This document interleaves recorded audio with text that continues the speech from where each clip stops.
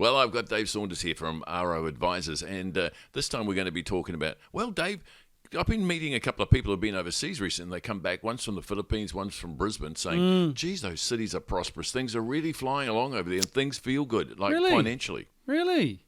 Well, that's nice.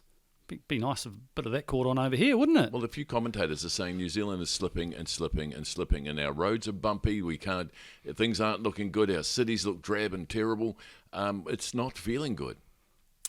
No, I think that's a pretty fair summation. I'd find it hard to disagree with that. So on a financial perspective, would you, from an expertise point of view, would you agree? Expertise, mate, that's a big word. Come on, Dave. That's a big word. So here's a really interesting stat. There's recently been a free trade deal inked with the UK, and they've said, hey, this could add $1 billion a year. Whoa, fantastic. Yeah.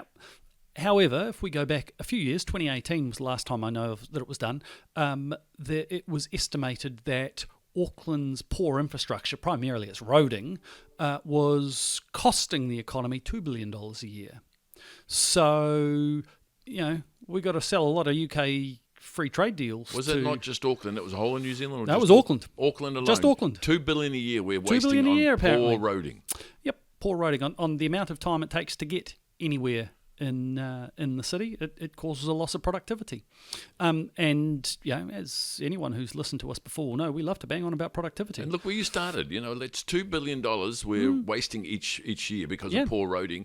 And we've just really celebrating the fact we've got a really good deal with UK for $1 billion a year. Poor infrastructure. I mean, we could probably handle poor roading if we had better public transport, but we don't. We've invested in the wrong things. We go on about productivity, and New Zealand's really lacking in that area. Absolutely, we each year we're sliding further and further behind. We used to be a productive nation. Now we're not so much. Work hard, boy, we're hard workers. We just aren't very productive.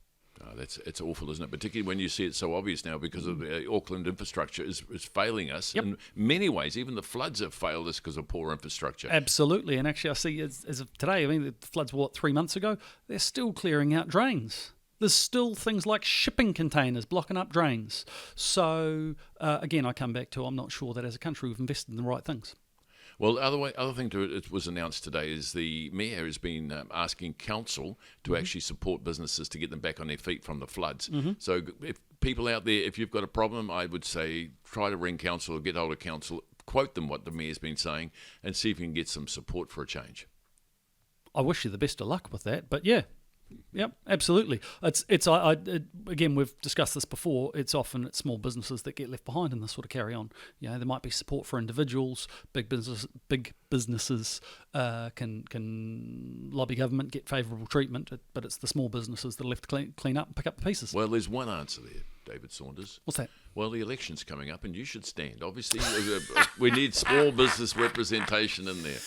No, that's what we do need because we're not getting it. The MPs are not interested in small business, and we're 500,000, 500,000 of us out there, and we need it. It's something we've discussed before. I'm apolitical. I dislike all of them, but if I was to be a politician, I would be the Minister of Small Business, mainly because that has got to be the cushiest job in Wellington. They don't do anything.